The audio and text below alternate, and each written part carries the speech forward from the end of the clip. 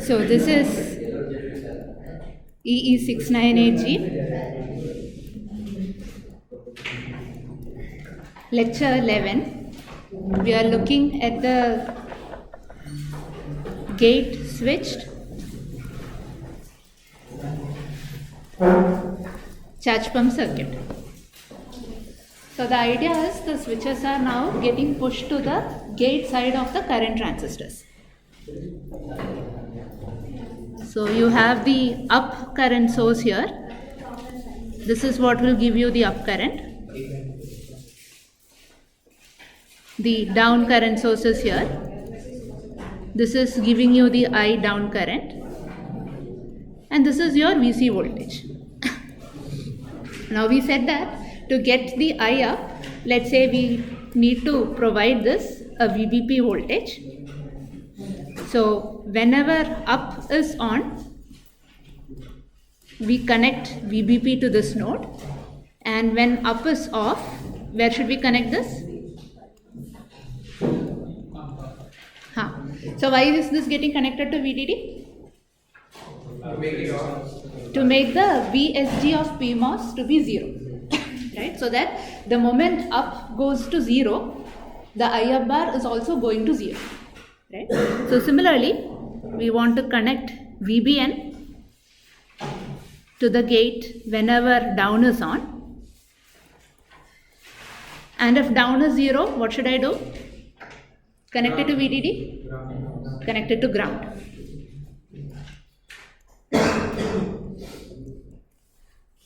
Right? So now replacing these two switches are very straightforward. They are transmitting either a 0 or a VDD. Therefore, the one that is supposed to pass a 0, we quickly replace it with an NMOS transistor. And this gets replaced by a PMOS transistor. What should I write here? When up is 0, we want this node to be pulled to VDD. So this has to be up. Right? And we also said that we expect the VBN to be slightly higher than the threshold voltage of an NMOS. Therefore, VBN is going to be closer to 0 than it is to VDD. Hence, we replace this switch using another NMOS transistor.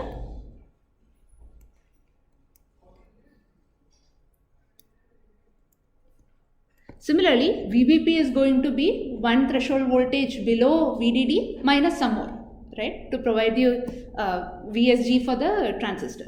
Therefore, this also can be replaced by a, is this going to be closer to VDD or closer to ground? VBP?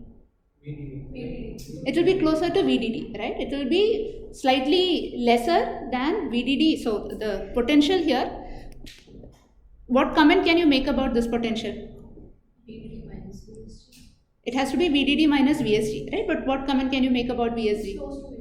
It will be closer to, it will be some small value. Therefore, VDD minus VSG is going to be closer to VDD. Right. VBP will be VDD minus VSG. Right? Therefore, PMOS is a good bet to be connected. And what should I write here? Up bar?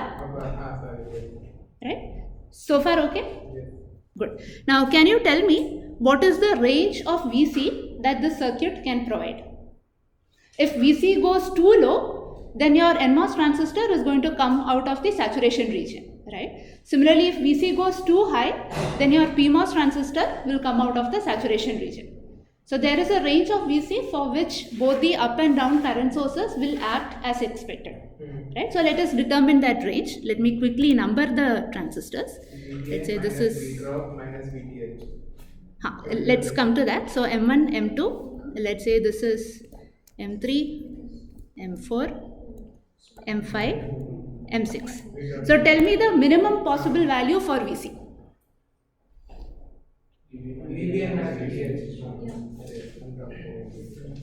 So this is VBN minus VTH1. Is that clear for everyone? If this VC goes below VBN minus VTH1, then M1 comes out of saturation region. Okay, so this is the minimum value for VC. What is the maximum value?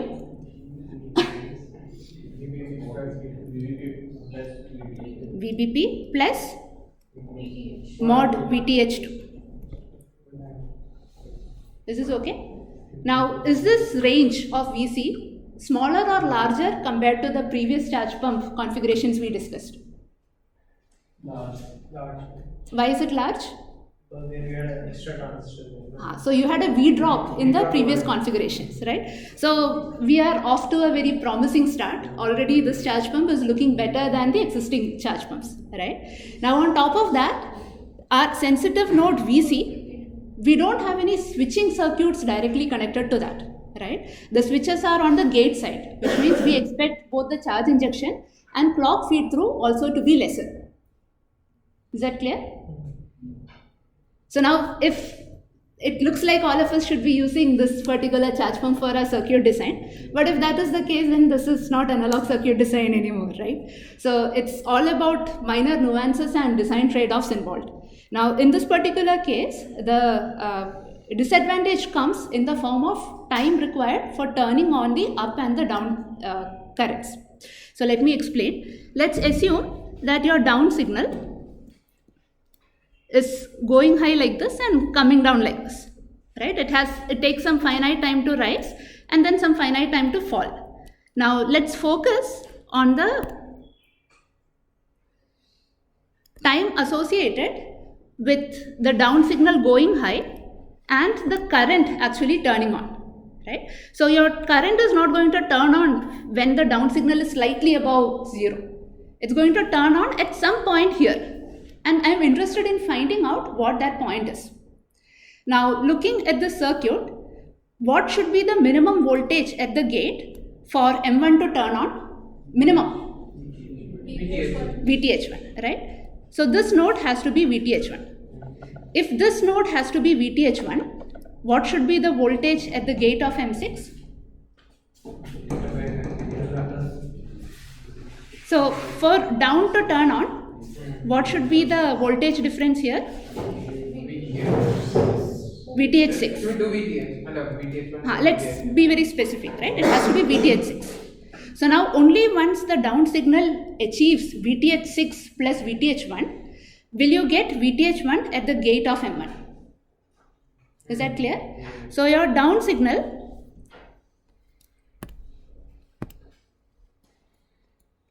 has to be greater than VTH1 plus VTH6 for I down to turn on.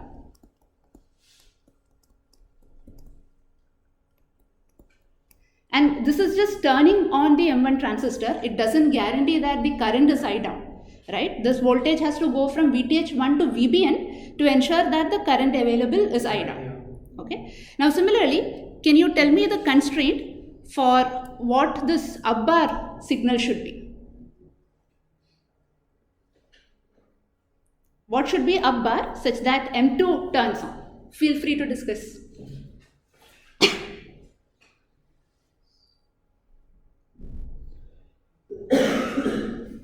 So look at what should be the voltage here, right? And how much should up bar be so that you can achieve that voltage here? That should be VDD minus VTH. Mod of VTH.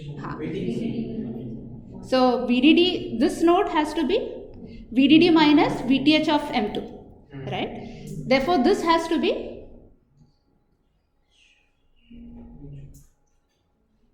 that is also one threshold lower, right? Therefore, your up bar has to be lesser than VDD minus VTH 5 minus VTH2. Is this clear? So now for down current to turn on, your down voltage has to be greater by 2 threshold voltage of an NMOS transistor. For your up current to turn off, it has to turn on, it has to be lesser than VDD minus 2 threshold voltages of your PMOS transistor. Now all of us have learned about process corners. and there are two particular corners that are of interest in this particular condition, right? So we are dealing with thresholds of PMOS and NMOS. What are the corners where the difference between them is going to be worst? Slow and fast, faster. So slow and fast as in? NMOS is Slow and slow fast. and PMOS is So slow. one transistor is fast and the other is slow, right? So the two such corners are SNFP, so slow NMOS and fast PMOS, and here you have FNSP, fast NMOS and slow PMOS. Now in SNFP, NMOS is slow, so what do you expect to happen to VTNs, the threshold voltage of the NMOS? So this is slow NMOS. Do you expect it to increase or decrease? Increase, right?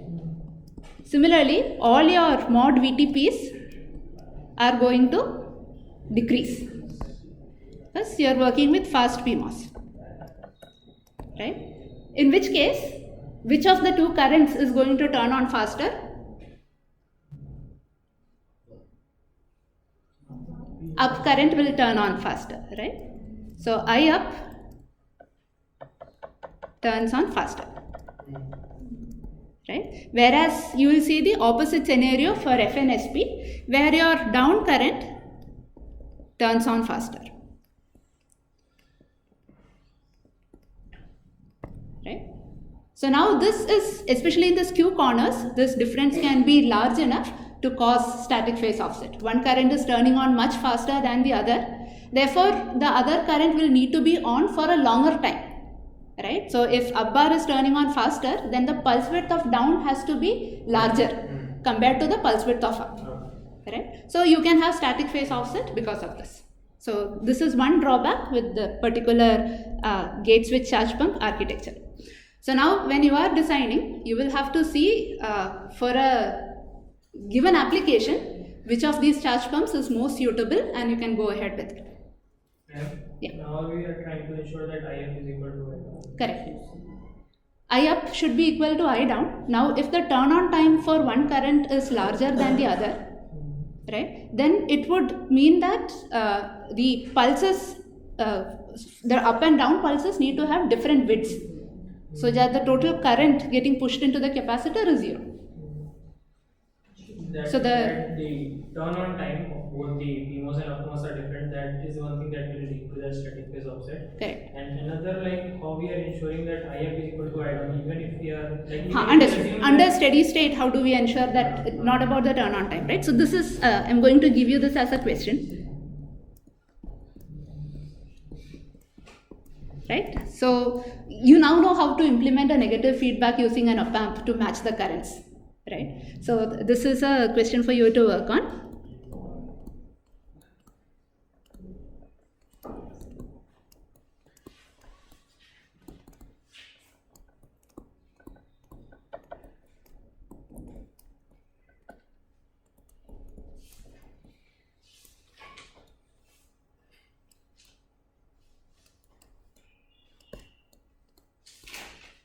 So you will have to first figure out how to generate the bias voltages, and then you can implement the, figure out in what configuration you have to put the op amp and connect it such that the up and down currents are also matched. Okay. Again, assume a single current source for implementing the bias circuits.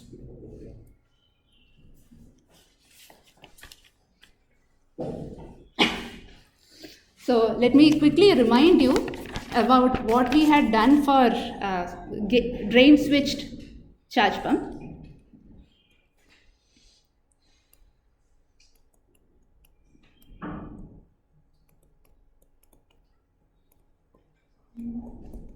If I am working with a drain switch charge pump, where are the current sources, where are the switches? Is this one a current source or a switch? It's a current source, right? Drain switched. The switches are on the drain side. So this is up bar and this has to be VBP. Now we assumed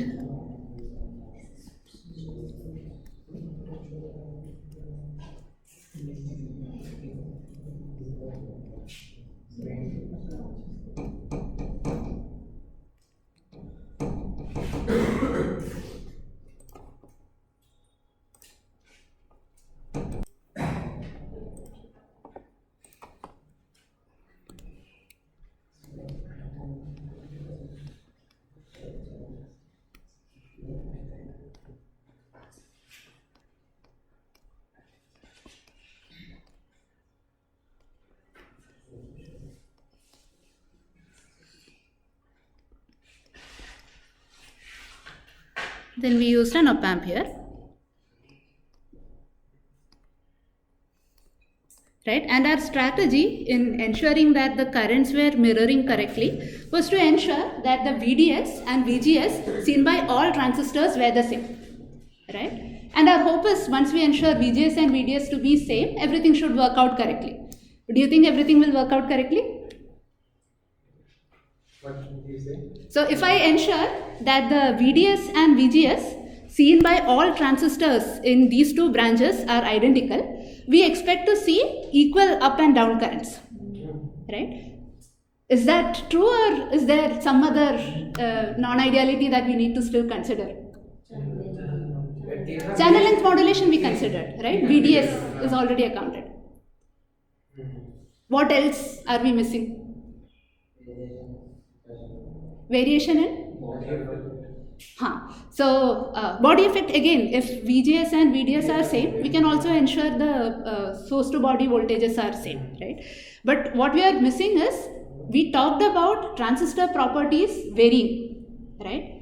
If they vary across the die, we call that as a process corner, right? So process corner will not affect our implementation because the assumption is all of the transistors will have the same shift in VTH. Now mismatch between. But there is also mismatch between the transistors, right? Or we have the intra-die variation.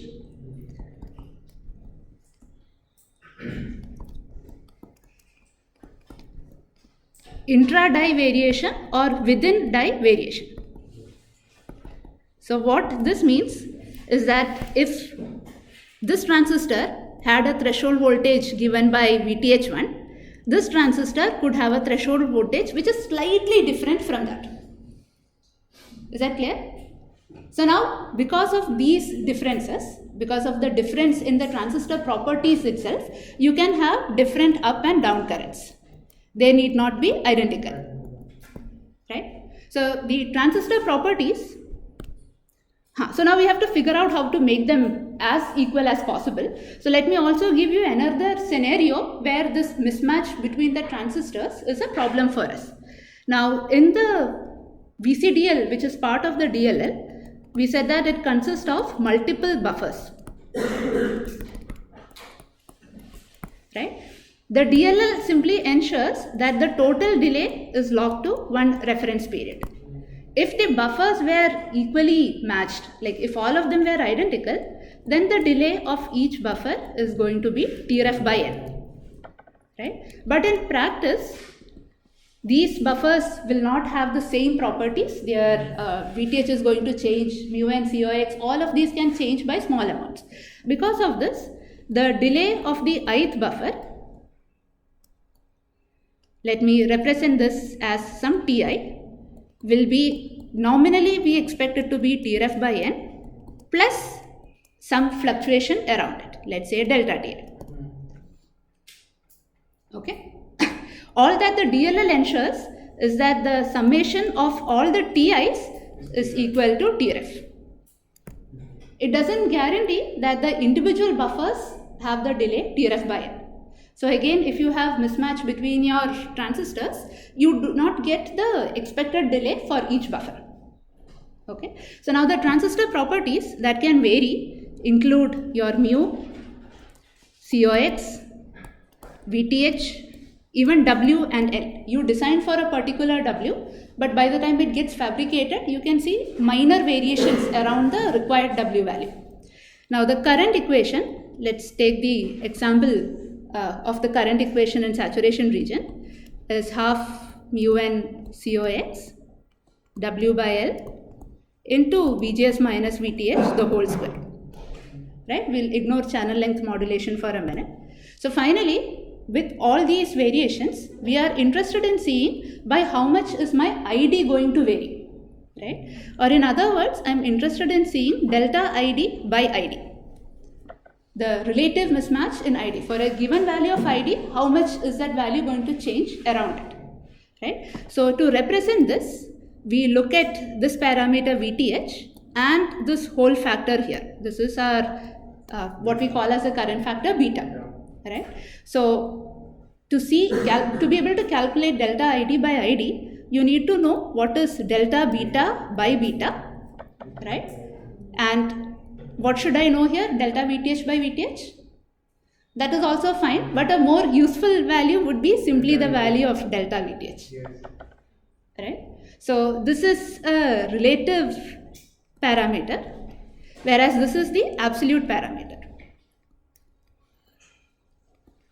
Right? So if I were to look at, let's say I designed a transistor for a given W and L, right?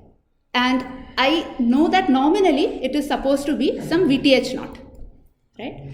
But now once it gets fabricated, I will have to talk about its actual threshold in terms of a probability distribution, right? And how does that probability distribution look like? Gaussian It will be Gaussian around VTH naught. around VTH naught. There's a very high probability that this value is going to be VTH naught or very close to VTH naught, but there is a non-zero probability that it will be something else also. Okay, so what is the other parameter that I need to be able to completely characterize this Gaussian curve? Sigma, right? You need to know what is the variance or the standard deviation associated with it, right? Yeah. Why that VTH is absolute? Because even if I give you delta VTH by VTH, to calculate the change in current delta ID, you need to put in delta VTH directly there, right? This is just a convention. We generally talk about the threshold voltage, variations in threshold voltages as absolute variations. And variations in the current factor are usually represented as delta beta by beta. I could give you delta VTH by VTH, the relative parameter also. You would still be able to calculate it. But because our final interest is to calculate the delta ID by ID, you are generally given this delta beta by beta, because you can have the current equation and simply multiply it with delta beta by beta, right? And delta VTH, you can plug it in directly there. So it's only a matter of convention. Nothing very particular that you have to use it in this manner itself. Yeah. And technically, you would need delta VTH by VGS minus VTH if you're using delta ID or ID. So you can plug in the delta VTH value directly into this and then calculate it. But won't that only give delta ID? That will give you delta ID. Yeah. So this is the usual convention that is followed. You get delta ID, you can then calculate the rest. Right? Okay. So now, so you also need to know what the sigma VTH is. Right? What would you prefer? Do you prefer to have a larger sigma or a smaller sigma? You want to have a smaller sigma. Now, if you want to match two transistors, right? And you make sure they have the same W by L, you lay them out very closely, you make sure everything is identical. Now, all that you have to make sure, if possible, is to ensure that the sigma associated with both these transistors' VTH variation is smaller. Right? Then the chances of being able to match their VTH is higher. Now, it turns out, as your device area increases, the mismatch is going to reduce. Okay? And this is called as the Pelgrom's law.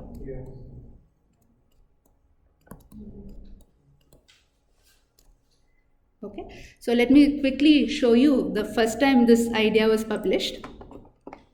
This was in 1989. This was published in the IEEE Journal of Solid State Circuits. And the whole paper discusses how the theory for this was developed, as well as how it has been matched with measurement data. Now, if you are interested to learn about this, a better place to start would be a magazine article called as Process Variation and Pelgrom's Law that came in IEEE Solid State Circuits magazine. So they have a section called as Circuit Intuitions. You directly search for it, and this is one of the first links that came up. And in this, they have beautifully explained to the level of a BTech student how process variations are going to affect current mirroring. So basically the circuit that we are most interested in for a charge pump, right? The current mirroring part of it. So how the mismatch between the transistors can be reduced by increasing the device area is very beautifully explained in this article. So those of you who are interested can go and read this, but I'll directly proceed with the results.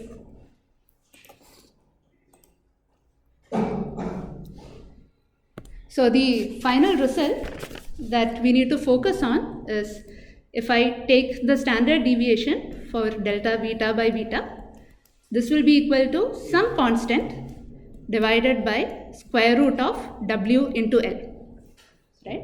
Similarly, if I look at the standard deviation of delta VTH, this will also be some constant divided by root of w into L. Okay, now this constant is process dependent, the fab dependent constant. Yes. This Pelgrom's law is actually, is it based on some experimental data, or like they did something? They have a, so the idea is, if you have a lot of uncorrelated events, right, and so these are now uncorrelated random variables, and you are defining a random variable which is the average of all these uncorrelated random variables, right? Then what happens to the standard deviation? The standard deviation is Sometime average out. So the errors get averaged out. The uncorrelated noise or the mismatch is going to get averaged out. And that is going to get averaged out. It doesn't average to 0, right? It gets averaged out by 1 by root of n. Yeah. So that is the rough idea. So this is true because the mismatches are truly random in nature and they are uncorrelated.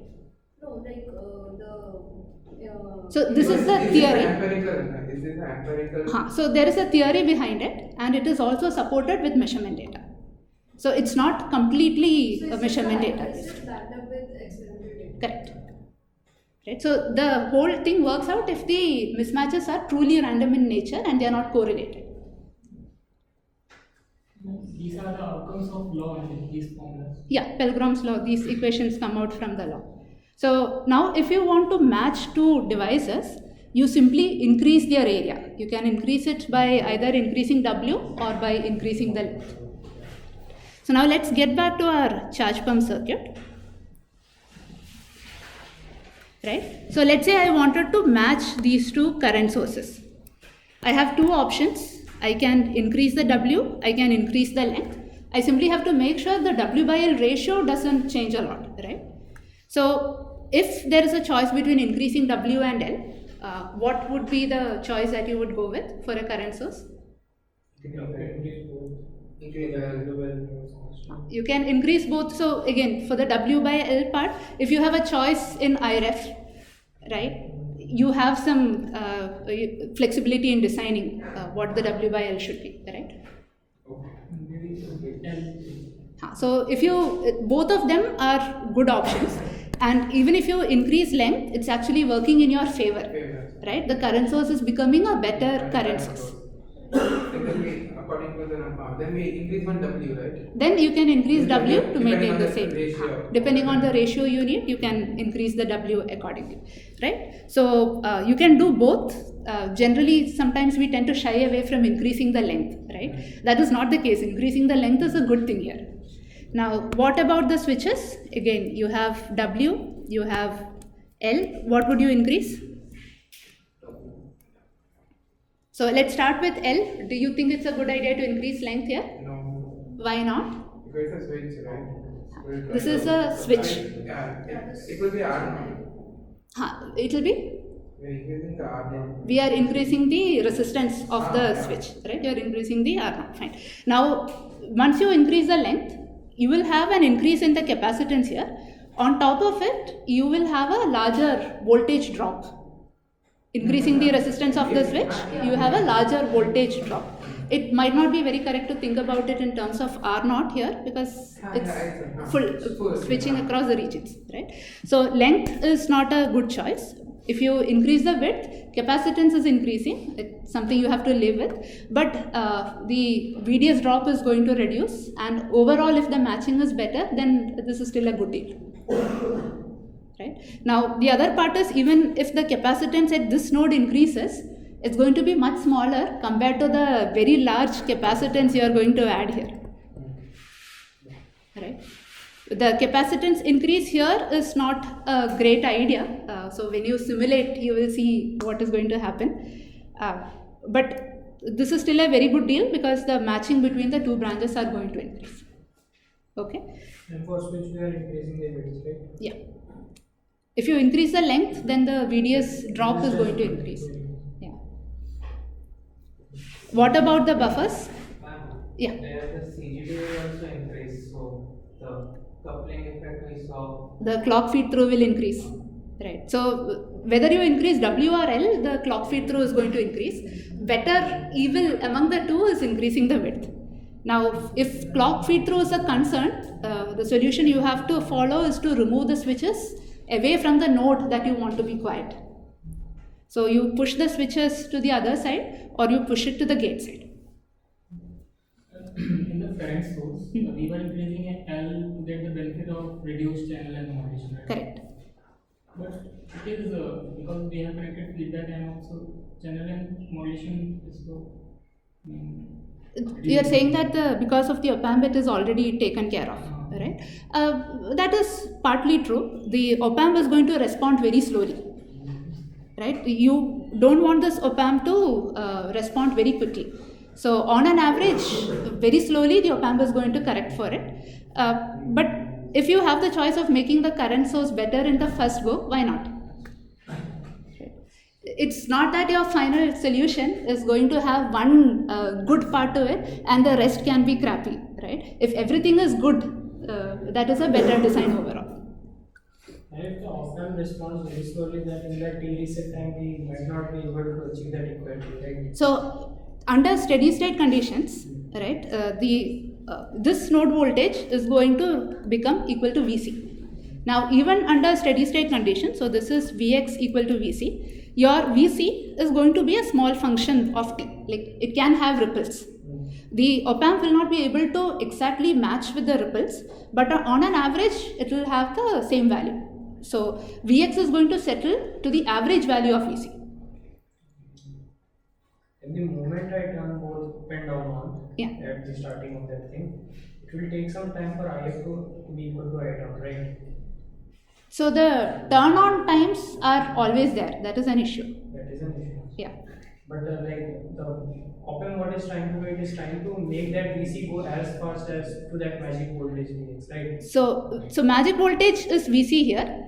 Vx will track voltage Vc. that we want so that currents are equal. Correct. So what the op-amp is trying to do, it is trying to make sure that those two things go as fast as possible, close to each other. They have to be close to each other, but the rate at which the op-amp responds shouldn't be very fast. Like why? Because the loop is trying to settle Vc. Vc is going to settle at some rate, right? So the op-amp has to ensure that Vx settles to Vc slowly as the Vc is settling to the magic voltage. Okay.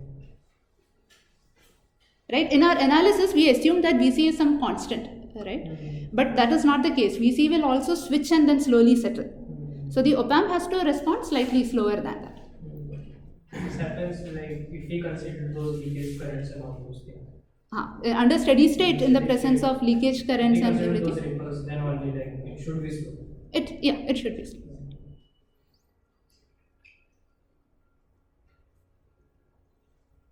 Any other questions? What about the sizes of the buffers? So again, you have a choice between W and L. Let's say you designed it and then you found that the matching between the buffers are not so great. What would you change? W, right? It depends on the design, but generally, W might be a better choice, but it truly depends on the design and what you are trying to achieve. And the reason why I am telling you W might be a better choice is if you have already finished designing, and let's say the capacitance here was equal contribution of self-capacitance and the load, or even higher contribution of self-capacitance. Once you increase the W, the capacitance contribution increases, current increases, so your delay is likely to remain same. So you might need very less iterations beyond that. Is it clear? No. Okay. So let's say you finished your designing, right? Now this capacitance is going to be some self-capacitance plus whatever load is connected beyond that. Now if I assume that the self-capacitance was a dominant factor and I increase W, the self-capacitance increases, current also increases. So the delay is roughly going to remain the same. But it depends on your design. Depending on what you're trying to achieve, even increasing length might be a reasonable option. Is this okay? Yes. We actually need matched buffers because at the end the DRF matters. Now, if you were looking at clock phases, right? Do you remember clock phases? This was when you had, let's say, a reference clock. At different nodes. Yeah, and you are interested in picking out all the clock phases. And if you wanted these clock phases to have a very known relationship, right, then matching the buffers will matter. If you are only interested in the reference and the out, then matching the buffers is not a concern. If the buffers are not matched, may result in like duty cycle problems also, right? If the buffers are not matched, Then duty cycle at the output may so duty cycle will change. Again, you will have to see whether it is a problem for the design. If the design was only, the end application only required the rising edges of the clocks, then duty cycle is okay as long as your signal is not flattening out, right? So most designs will be able to accommodate some duty cycle distortion. But if that is also an essential characteristic, then matching might have further reasons. You will have further reasons to very much check on matching. So far good? Okay. So this covers our discussion on charge pump circuits. So let me quickly bring back the overall DLL. So you had a reference signal going through a VCDL.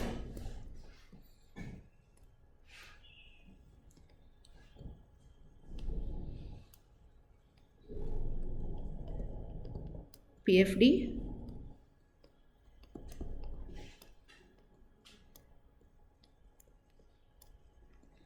charge pump. So the only reason I keep drawing the drain switch charge pump is if I assume ideal current sources, then I cannot switch the position of the switches, right? And then you have a capacitor. And this is the VCDL. I hope this circuit is really imprinted in your mind by now. We have seen how a VCDL works. We have seen the implementation of a PFD. We have seen the implementation of a charge pump. The only remaining component is the capacitor. Why can't we switch that switch and the current source? Right. So in the ideal model, if I do this, so I'll draw only the up portion. Whether I turn this on or off, if I assume an ideal current source, this is always flowing. Right, that's all. It doesn't mean that the drain switched current source is the default charge pump that you will use, right? Yeah. So the only remaining component is the capacitor. Now this capacitor is the component that is providing a filtering action in the loop. Right? So this is a filter in the loop, so we call it as a loop filter. And I don't think I need to explain more about a capacitor as such. The only other point I would like to add is it's not necessary that the loop filter has to be a single capacitance. If you wanted to suppress the control node voltage here, you can have higher order filters as well. Right? So instead of a single C, maybe you can have a CRC circuit and then take the voltage from the second capacitor. So you can think of complicated loop filters as well. Now, we are now in a position to get more rigorous with our analysis of the DLL, right? We have seen how the large signal behavior is, we know how it locks, and we also intuitively understand that the parameters such as KDL, the charge pump current ICP, the capacitor value C, are going to affect the rate at which the loop is going to respond, right? we also expect the loop to have some sort of a low pass filtering behavior because you have an integrator due to the C, right? Now let us put all of this information together and see if we are able to derive a model for the DLL. Right? You want to be able to do an analysis. If we can get an LTI, a linear time invariant model, it's going to make our life much easier. Right? So that is our next aim. Now can you quickly tell me whether I should model this DLL as a continuous time circuit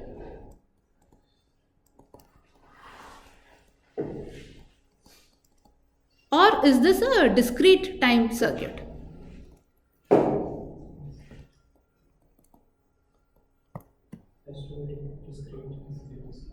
It has to be discrete, is it? Why do you say discrete?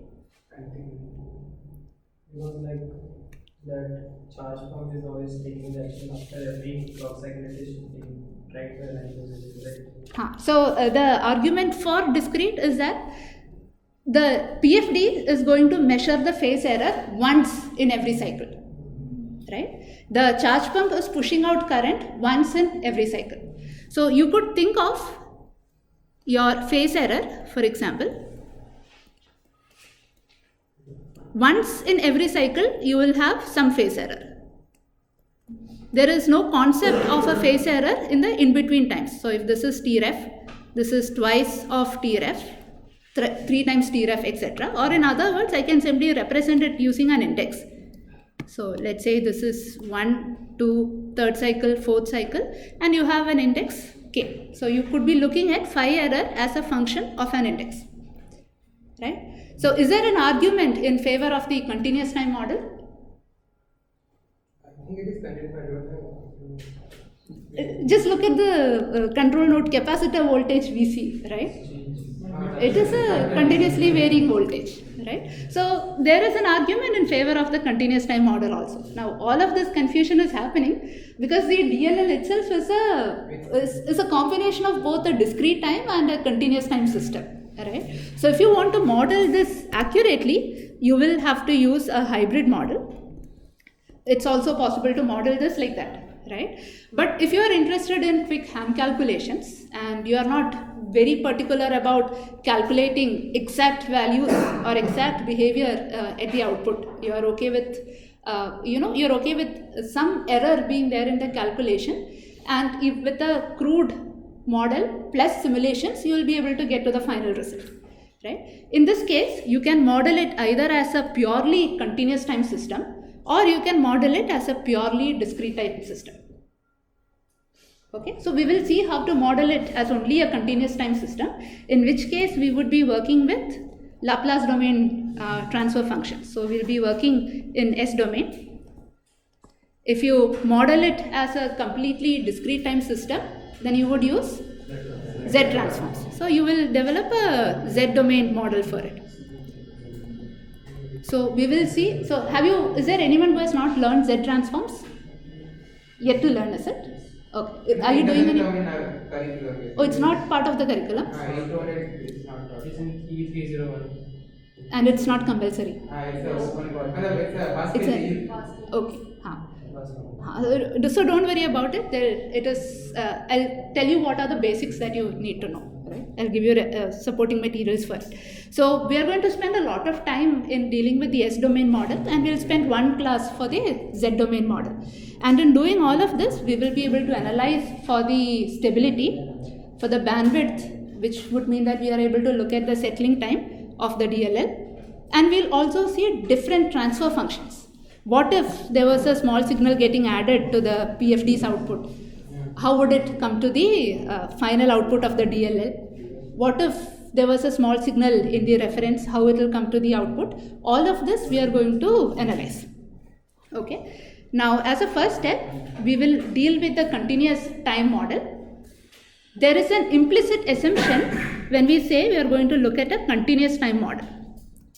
For example, let's assume that the initial value of this capacitor voltage is some Vc0, right? The loop has achieved a steady state at Vc0 corresponding to a delay across the VCDL, which is at some Tref, right? Now let's say the reference period went from Tref to some Tref plus delta. Right? The loop will now have to change your VC0 to some other value such that the VCDL has the new period as the delay. Right? Now let's assume that this voltage is VC1. So far okay? Right. So our VC has to start from some VC0 and should eventually settle to some VC1. How does the loop reach there? Every period it is going to make small jumps.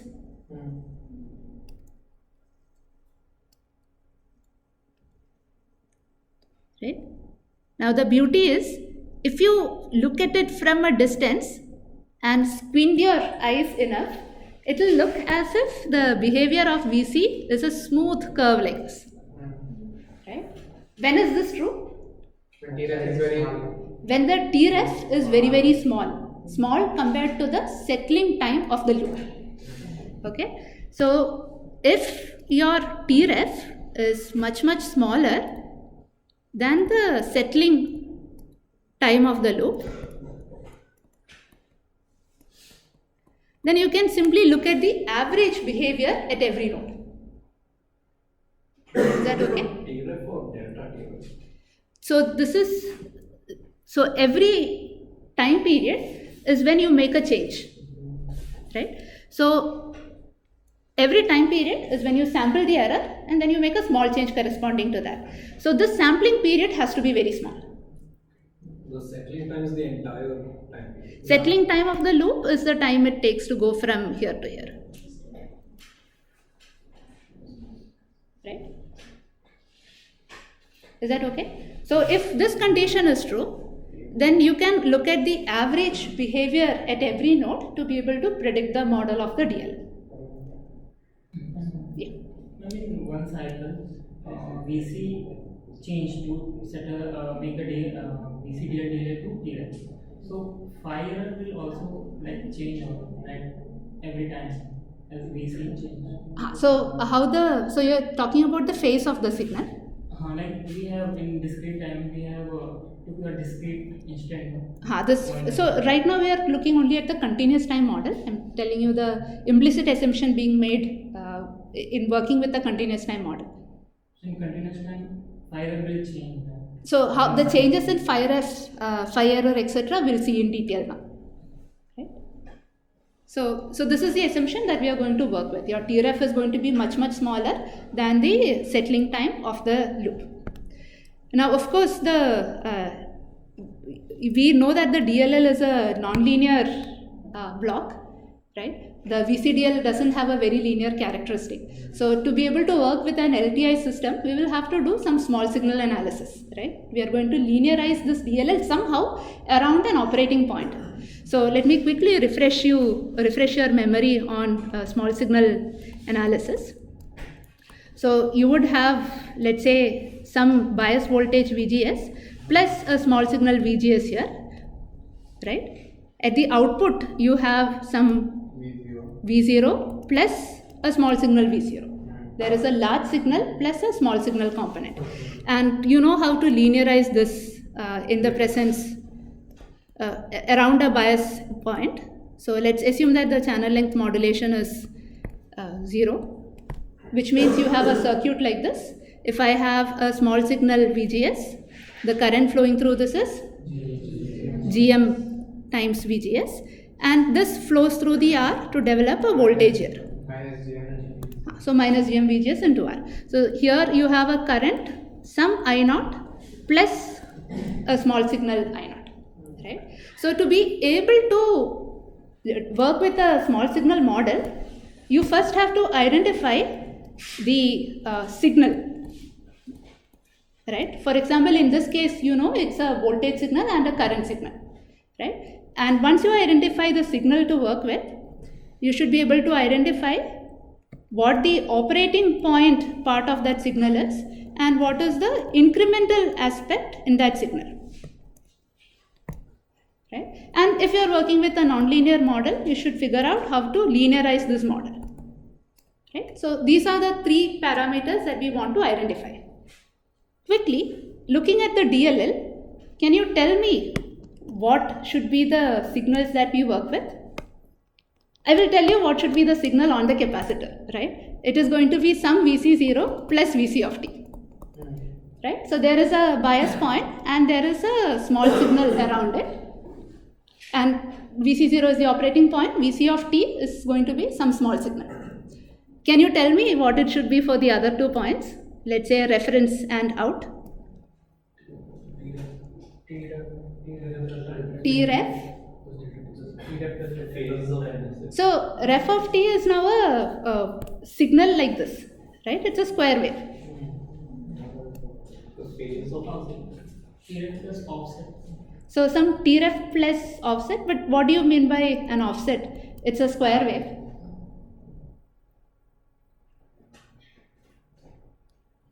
Should we look at the voltage of that signal? Let's say some Vref of t plus some small signal Vref. No. Everyone is sure that it can't be voltage? Yes. Okay, good. What else? Time period of You said an answer, right? Right? We can also look at the phase of the signal, right? So you could be looking at the phase of the reference signal, and you can look at the phase of the output signal. Any other suggestions?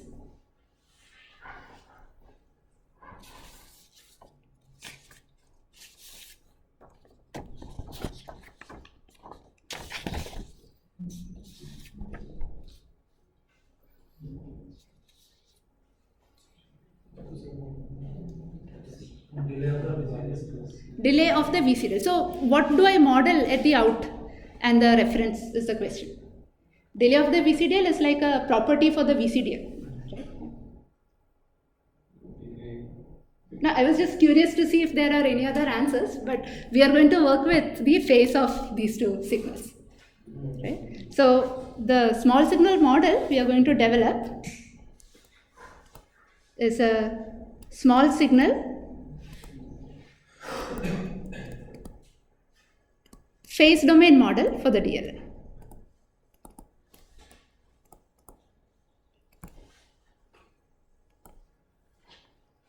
Okay. Now let's start by looking at the VCDL model.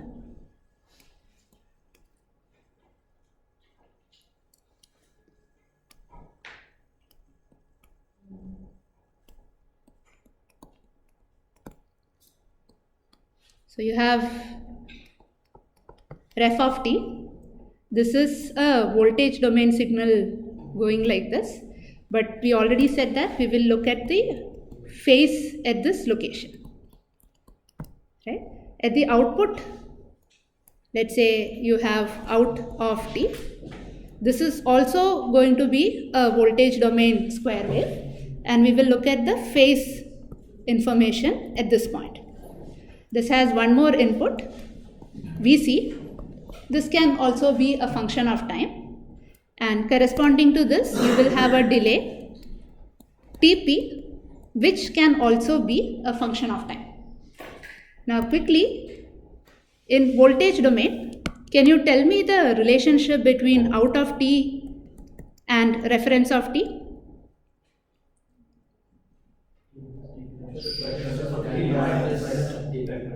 This is going to be ref of t minus Tp as a function of t. This is okay. So now we have to understand, so please start taking notes here. This is an important part of this whole course, and feel free to stop me if you are getting stuck at some point. Yeah. So now, to be able to clearly understand how the phase information is related to the square wave, I am going to represent my square wave as some function of the total phase of the signal. Okay, so all that I am saying is, and very nice way to think about this is, let's say you have a sine wave, right, whenever the sine wave has a value greater than 0, we will have a square wave value of VDD, right? If it is lesser than 0, we'll assume it to be 0.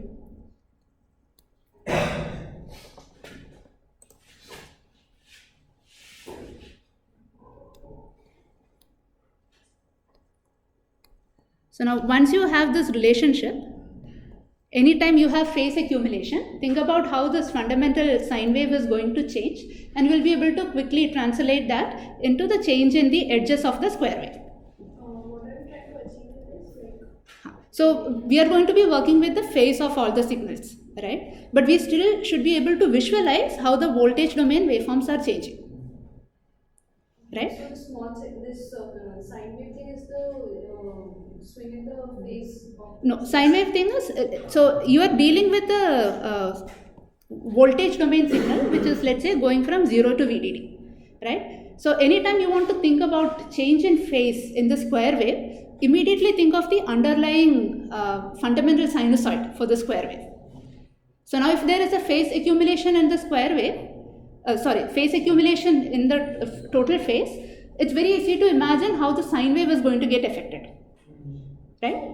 when it's like there's this square wave, so the phase is it's changing like this sinusoid. Okay, let me finish this. So I'm going to say my ref of t is some function of the total phase given by gamma of phi ref of t, right? So this can take two values. It will either be VDD or it will either be 0. Your square wave is either VDD or 0. So it takes the value VDD if sine of the total phase is greater than 0, if sine of the total phase is lesser than 0. Right? What doing here is basically converting ref from a function of time to a function of phase. Right. But ref is a square wave, right? It is also a function of the phase. Depends. You can also represent it as a function of phase. For example, if I had y of t as some sine of omega t plus phi naught, right? We said that this entire argument is what we call as the total phase of the system, right? So this is actually very easy for us to visualize. Now, if this was your original sine wave,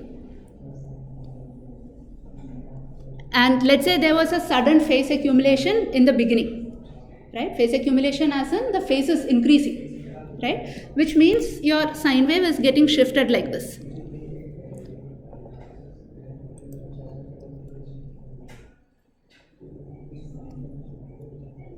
Right? This gap has to be equal. It's getting advanced. Increase in phase means that the signal is getting advanced, right? So now if I talk about a square wave and I talk about a phase accumulation in square wave, what is happening? Yeah, so the rising and falling edges are getting shifted to the left. The signal is advanced. Now these are easier to picture if you think about the underlying sine wave and how the phase accumulation is affecting the underlying sine wave. That's all.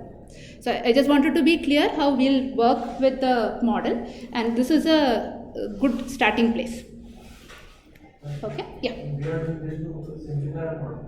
We are doing this to get a better understanding in visualizing these waveforms. We are not converting it into a sine wave. It's just a way to visualize things. The model will come out whether we visualize this or not, right? But it just makes our life a little easier.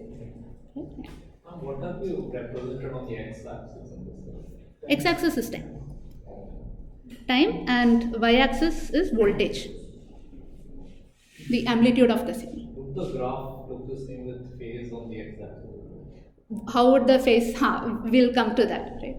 So I'm going to draw phase versus time in a minute.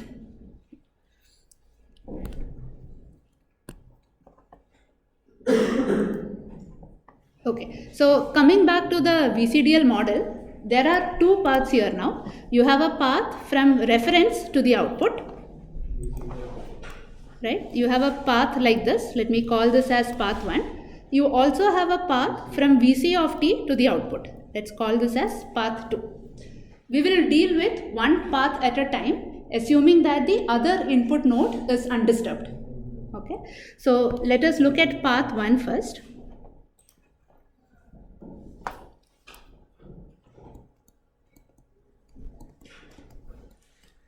This is from the reference to the output.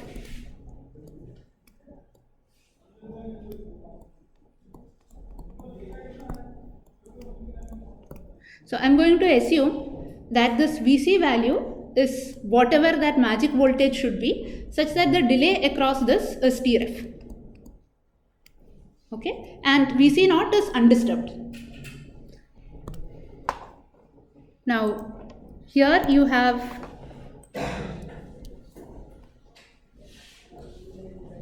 ref of t, and on this side you have out of t, which is right now given by ref of t minus Tref.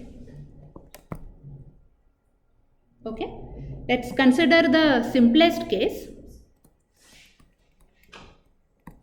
where my ref of t is a very nice looking square wave.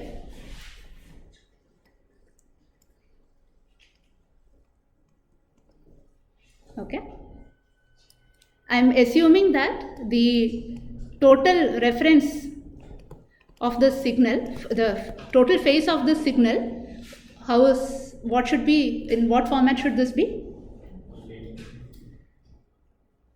What can I write here? Equal to? T. Is it just t? T by T.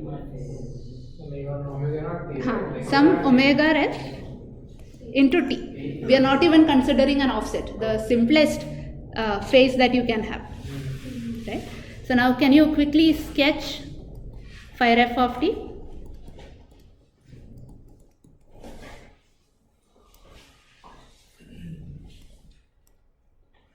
straight line. So it's going to be a straight line like this. For every t ref, you will have an accumulation of 2 pi. Okay. How does my out of t look like?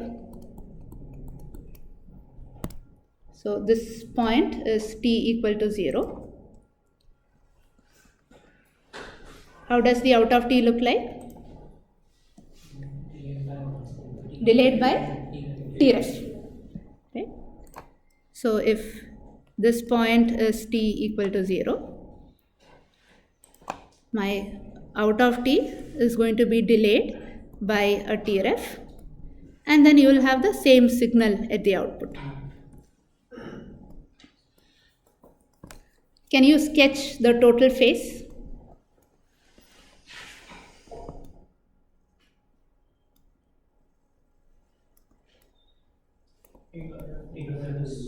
It will get interrupted. That will go here. It will get delayed, right? So from a t ref, you will have the same waveform, right? And every period you will have a phase accumulation of 2 pi. This is okay? So what has happened mathematically is this: your phi out of t is now phi ref of t minus t ref. Right? Another way to think about this is, we said the phi ref of t is going to be omega ref into t. Right? So now t has to be replaced by t minus t ref. So this is equal to omega ref into t minus 2 pi. So from the moment you have signal appearing at the output, right, that is from this point onwards, you can simply take the original phi ref and subtract 2 pi from it. Whether you think about it as a subtraction of 2 pi or you think about it as delaying the phi ref of t signal, both of them will give you the same result beyond this point. This is okay? Good. Now can you quickly tell me what is the difference between both of the signals? That is phi f of t minus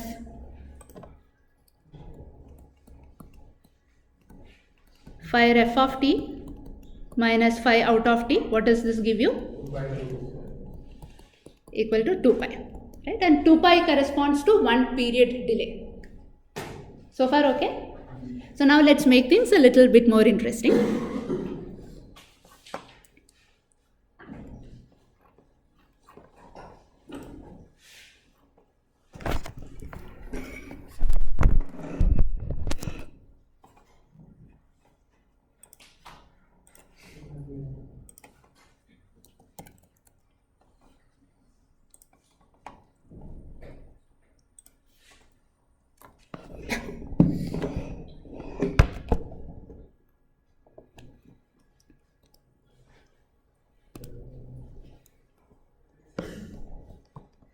So I'll start with the same signal.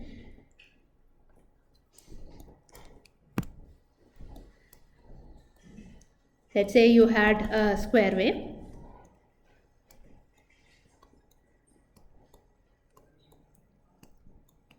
Right?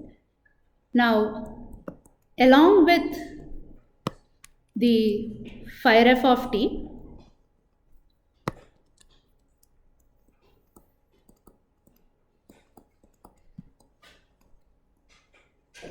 that was changing like this. Let's say I added a small phi ref of t. So let's assume this was t ref, this was 2 t ref. Sometime after the t ref, I add a small step. So it is 0 till this point, and then I am adding a small phase step. Let me mark this point as some delta 1. Okay, so how does my total phase look like?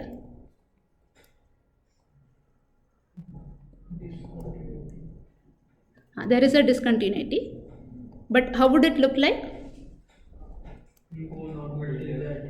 So it will till t ref plus that delta 1, it will go like this. And then suddenly there is a phase accumulation. Then how would it behave? With the same slope, it will keep increasing. Can you tell me how my reference of t is going to change?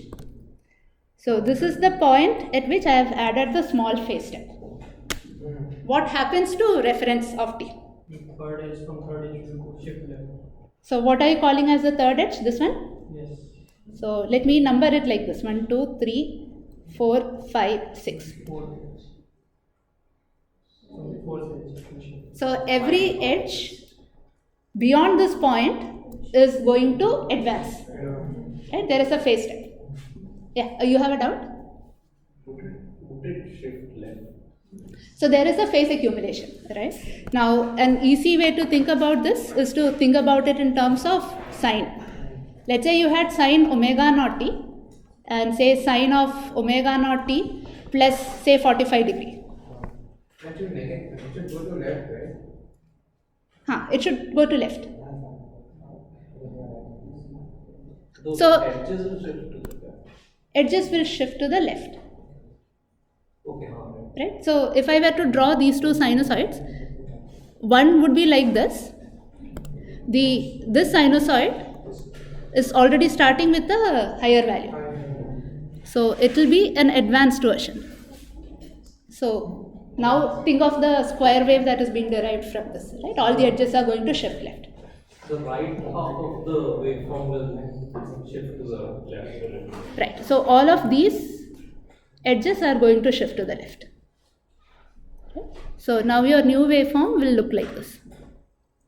Instead of sinusoid, if you take a cosine signal, so it could be possible that it shifts to the right. So if you are taking a cosine signal, here I have defined the signal like this, right? Now if you take a cosine signal, you will accordingly have a definition relating the cosine signal and the square wave. And there also if you have a phase accumulation, Sinusoid with a phase of pi by correct. So now if you have a phase accumulation, the signal is getting advanced. It already has a phase of pi by 2, so you will advance it further. Yeah. What does it mean for the phase to just jump up like this?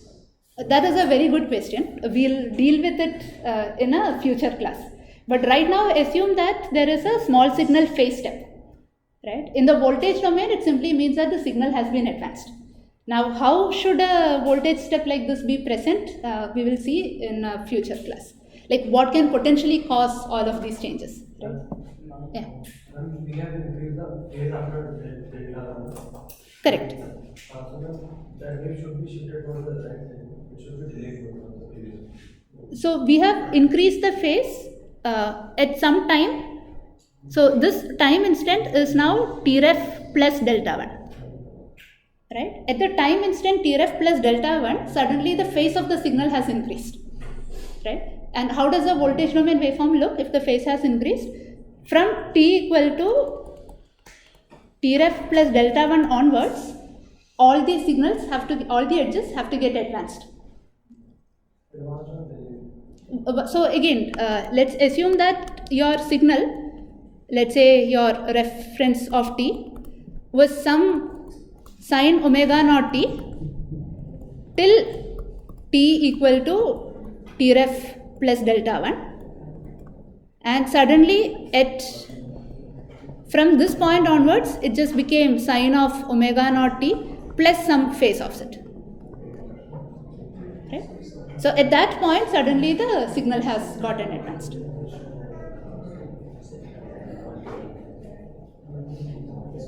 Any other questions on this?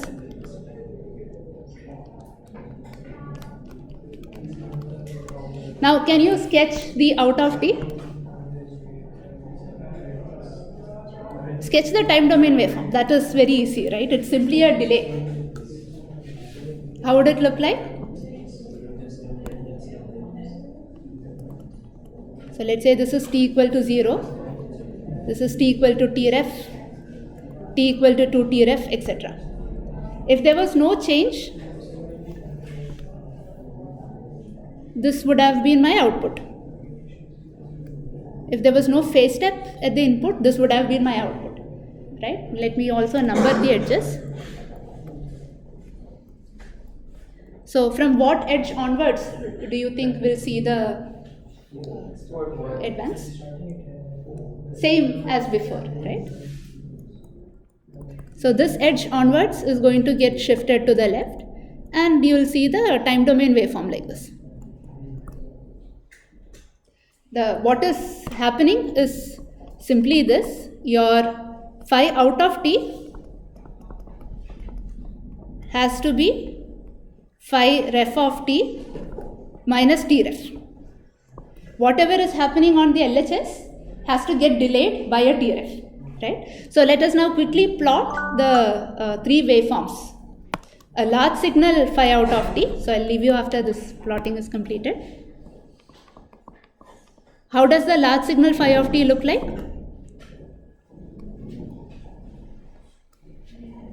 Start from Tref.